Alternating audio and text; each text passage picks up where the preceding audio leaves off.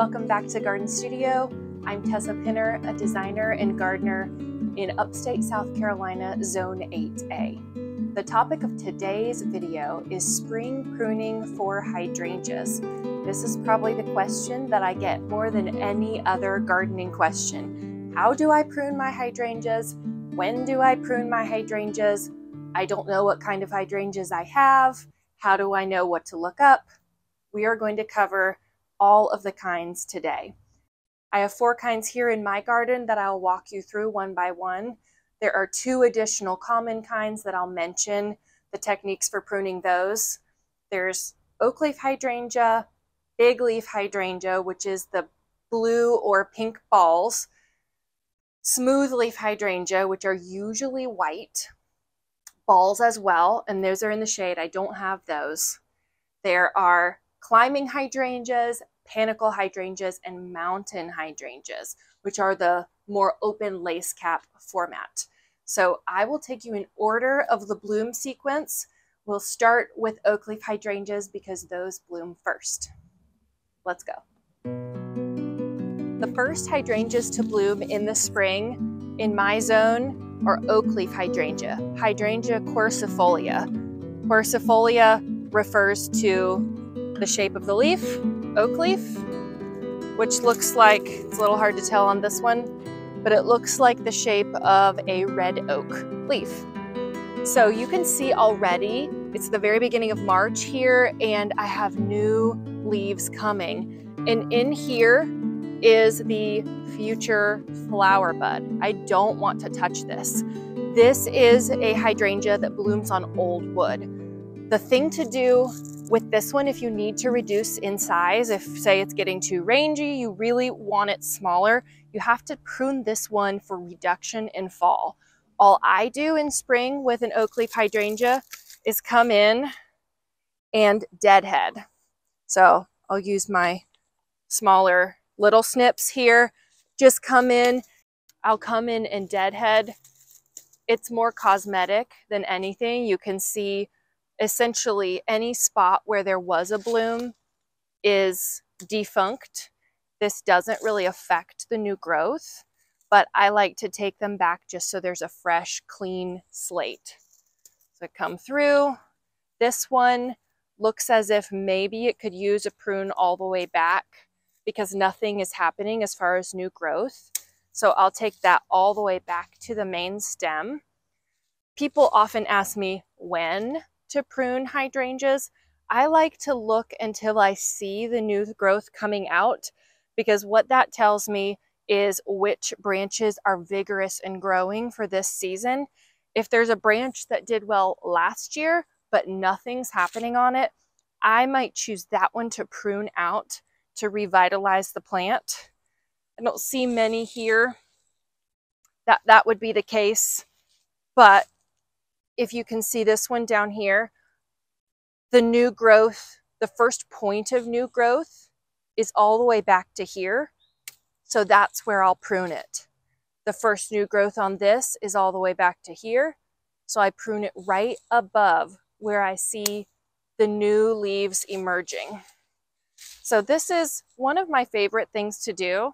I can listen to a book, I can listen to a podcast, I can listen to nothing and just enjoy silence, but it's a very zen experience, just going around the whole plant looking for dead or deadheading. That is my job in spring on an Oakleaf Hydrangea. This hydrangea here is Hydrangea Macri or Bigleaf Hydrangea. This one specifically is a blue or pink variety called Endless Summer. So my ground here is more acidic, which means mine are blue. That's true for most Hydrangea Macri in this area. If you want pink, generally you have to amend your soil specifically for it. So this one I'm also seeing new growth on. This is a reason I wait until this time of year. And I like to see, again, similar to the Oakleaf Hydrangea, what stems are thriving, what's pushing out new growth, and what stems could just be potentially reduced all the way to the base, like the one I'm holding here. This one is a little bit more spindly. I think because I see new growth here, I'll cut it back just to this point. I have never done a reduction prune on this hydrangea. I've had it for about 5 or 6 years because I want it to be big. I'm trying to encourage the regeneration with removing anything dead or dying. But again, I'm not chopping it all the way back because I want to preserve the size. So here again, I like the look of a dried bloom over the winter, so I leave them up. You could deadhead it right away, but I find in this case, it can be beneficial to take back to a node. That's what this set of opposite buds is called.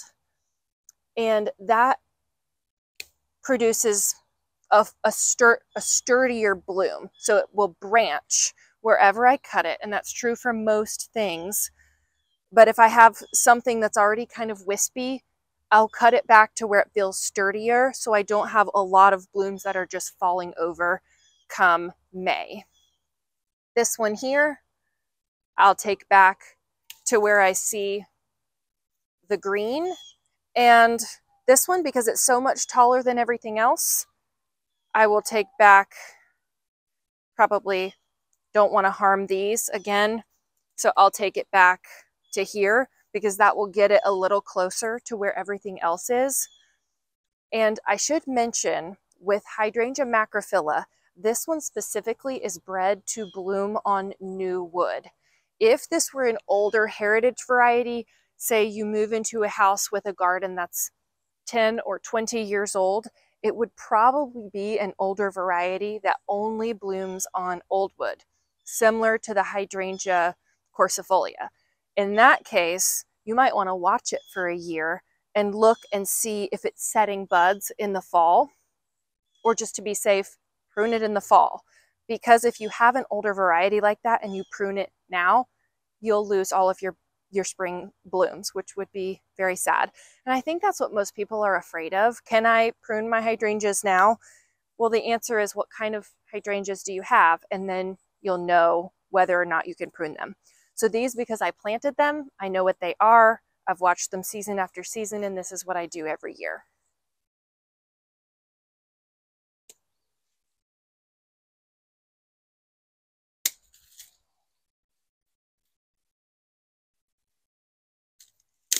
You see some of these, that one is dead all the way down. So I'm looking at it, I'm seeing there's no new growth all the way down. So my goal is to take it out at the base, and that will encourage new, fresh, lively shoots to come up. And on those shoots, even this year, I could get blooms. So anything that's looking not so healthy, not so vibrant, there's another bigger one there. I will come in and take it all the way down here to where I see these rosettes of new growth coming. That comes all the way out. I haven't missed a thing. You can see there's no green in that stem at all. This was totally dead. So I will do the whole bush in the same fashion, and I will show you at the end, once I've done it, what it looks like. One slightly less common, but still mainstream variety of hydrangea that I don't have is Hydrangea serrata, or mountain hydrangea. These are most often the open lace cap variety. The leaves look very similar to the big leaf, and they're pruned essentially the same way, where there are some newer varieties that were bred to produce blooms on new wood so you can prune, and there are also some older varieties that you may want to watch and prune in the fall. So they're similar structured, just a different flower form, and they're approached exactly the same way as far as pruning. I have finished pruning my Hydrangea Macri. I have got 3 here, and they're all down to a framework of vertical sticks. So I've reduced anything that was dead, any deadheading, it's all done. These are ready to flush out for the season. I did want to mention 2 things about pruning.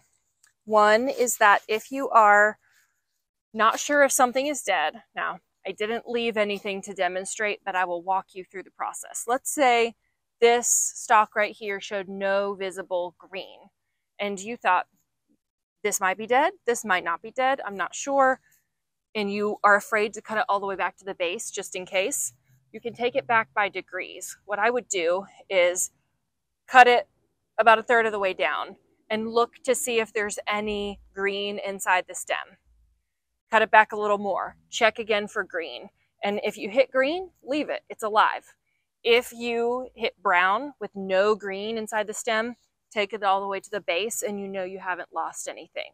But I definitely have thought something was dead, cut it back pretty severely only to look inside and realize that was alive at some point and I could have saved some of it. So that just saves you the potential remorse of cutting back something that would have flushed even if it had not done so yet. One other point to talk through is just the pruners that I'm using. I have 2 models for fine pruning. These Felco pruners are probably the ones I reach for first every time. They're very sturdy. I've had this pair multiple years, and every year I simply replace the blade portion on it. So this cutting part is sharp and new, and the spring is new. This means I have good action and a good cut at the start of every spring season, and I don't have to completely replace the pair every year. So I love that feature. These are great for fine, small areas. For instance, if I wanted to get between this sprig of leaves and the stem here to cut, this would be much easier to do that with than a chunkier blade. So I keep these around for fine, little, precise snipping, nothing too big. I'm not sure the model on these, but I will link some similar ones down in the notes. So I like to have both pairs on me for this kind of pruning. If I do larger pruning trees, large shrubs, I'll get the loppers out. But for this kind of thing, the regular secateurs and the fine point, fine tip pruners are all that I need. This vine behind me here is false hydrangea, or botanical name Schizophragma hydrangeoides. It is originally from Japan, and it will be sold in nurseries as hydrangea vine. So that's why I include it with this little explanation, but it's not technically a hydrangea. The flowers look a lot like a lace cap, where there's a middle with closed buds and then a ring around the outside that has these beautiful white florets. I'll include a picture of it actually blooming. It's gorgeous on this brick wall. It has been here for probably 3 years, and I haven't pruned it except for getting it away from the window. So you can see it develops aerial rootlets, not really aggressive ones, not anything like English ivy, but still not anything I want on my window or really on the face of the trim either. So this is probably the extent of my pruning to get it off the window, and to come through here, I'll need a ladder, you can see, and just deadhead this similar to the other kinds. I know that most of the blooms are going to be on these horizontal stalks. You can see this is probably the best example here. We've got the main vertical stem that's going up and climbing, similar to a climbing rose actually, where anything that's coming off at a right angle from the main stem is where your blooms are. So I'm just going to deadhead these like this, and maybe I'll get to the ones way up there. Maybe I won't and just let them fall off on their own. But I like it a little bit wild. One thing I may do is train some of these to go sideways here. Cut that one in front of the window. This will be a little bit more of a project just because the height, but you can go as formal or as informal with this as you want. You can train it to go in a certain way geometrically, or you can let it go a little bit crazy like I have. This is Hydrangea paniculata, Panicle Hydrangea. These are the sun-loving family of hydrangeas. This variety specifically is called Phantom, which is an update of a very common one, Limelight. Probably the most common Panicle Hydrangea available is Limelight or its dwarf format Little Lime. This one is very similar to Limelight. It gets about, well, you can see here, its tallest blooms are about 7 feet. It'll go up to 8 or even beyond. And this definitely needs pruning. Probably of all the hydrangeas, Panicle hydrangeas are the most important to structurally prune. I did an experiment last year where I did not prune some really big ones that I have, bigger than this. And I just wanted to see what would happen. Do I really have to prune them? Are they going to bloom just as well? And what I found is that yes, they did bloom just as well, but because I hadn't reduced to thicker wood and the shoots came out even further, they went out and they bent over and flopped.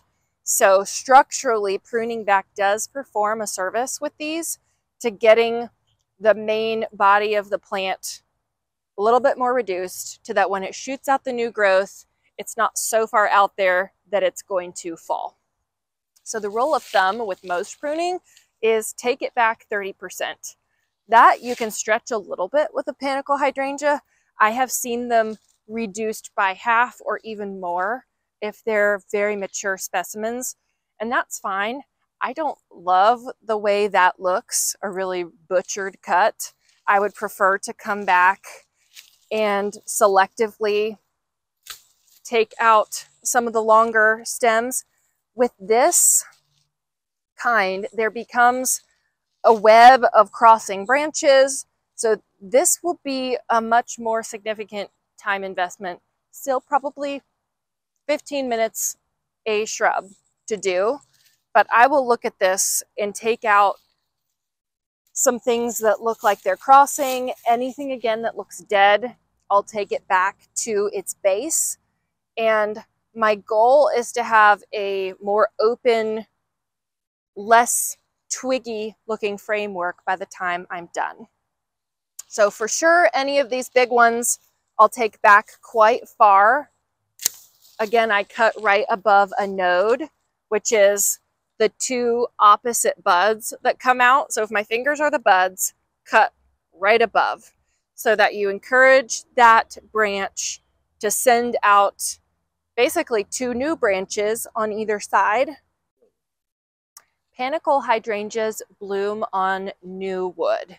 So an easy visual on this is you can tell just by the color of wood what its relative age is.